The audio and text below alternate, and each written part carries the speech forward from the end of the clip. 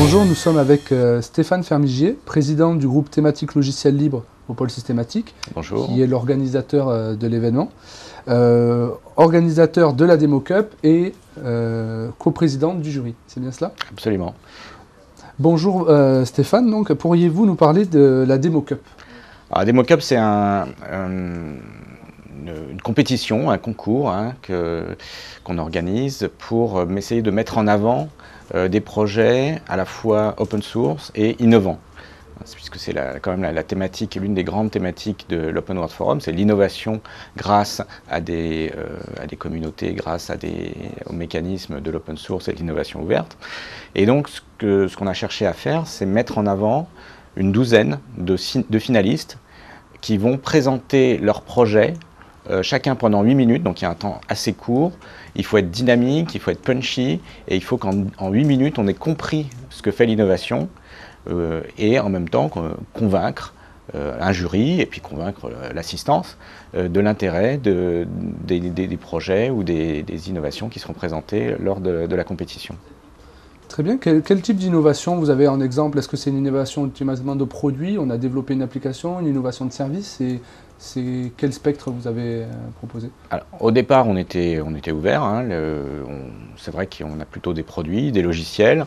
On a aussi une ou deux innovations, en tout cas parmi les candidats, puisqu'on n'a pas encore déterminé qui seraient les finalistes. On a des innovations dans le domaine du matériel aussi. Donc il s'agit de logiciels qui sont pour certains tout nouveaux, pas encore tout à fait secs, mais qui auront certainement un intérêt lors de la présentation, et d'autres, des logiciels qui sont déjà un peu plus connus, qui sont portés par des sociétés bien établies, mais qui méritent aussi d'être mis en avant et de montrer que dans le domaine de l'open source, on peut réellement faire des projets innovants.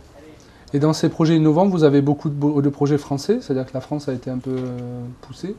Le fait que l'Open World Forum ait lieu à Paris, évidemment, fait que les Français sont peut-être un peu plus nombreux à se mobiliser pour candidater. Mais on a également lancé l'appel à candidature de manière internationale, en passant par les communautés co-organisatrices, ou en tout cas associées à l'Open World Forum, Eclipse Foundation, Apache Foundation, Linux Foundation par exemple, et donc au total on a à peu près 50% de candidats français à l'heure actuelle, avant les délibérations du jury, et 50% de candidats étrangers.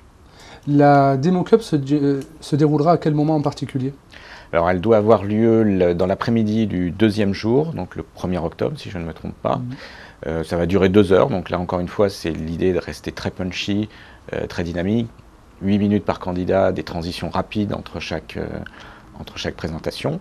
Et dans la foulée, donc sur le coup de 17 h, lors de la keynote de clôture, les 5 candidats qui auront été retenus par le jury se verront décerner des awards, donc on appelle ça l'Open Innovation Award, lors de la cérémonie de clôture de l'Open World Forum. Est-ce qu'il a encore temps de candidater en ce mois de septembre? Non, les candidatures de façon à ce que les gens puissent se préparer, éventuellement les personnes qui viennent de l'étranger aient le temps de prendre leur disposition pour être à Paris début octobre. On a fixé le calendrier. Les candidatures se closent aujourd'hui, 2 août même. Et donc il n'est plus temps de candidater. Très bien. Par contre, si on veut avoir des informations sur les entreprises qui ont été sélectionnées, on va sur le site? Alors, le planning, le calendrier, c'est que le jury va donc sélectionner 12 finalistes et pendant tout le mois de septembre, il va y avoir de la communication autour de ces 12 finalistes. Donc la liste sera connue dès le début du mois de septembre. Et ensuite, il y aura un portrait de chacun des candidats qui sera diffusé sur le site web de l'Open World Forum, openworldforum.org, de façon à ce que les personnes qui assisteront à la finale soient déjà au courant et connaissent un petit peu les candidats qui pourront se focaliser vraiment sur l'aspect innovant et sur la démonstration de leurs produits plutôt que d'avoir à redire leur parcours, leur origine, etc. Très bien. Merci beaucoup Stéphane et à bientôt. Eh bien, merci.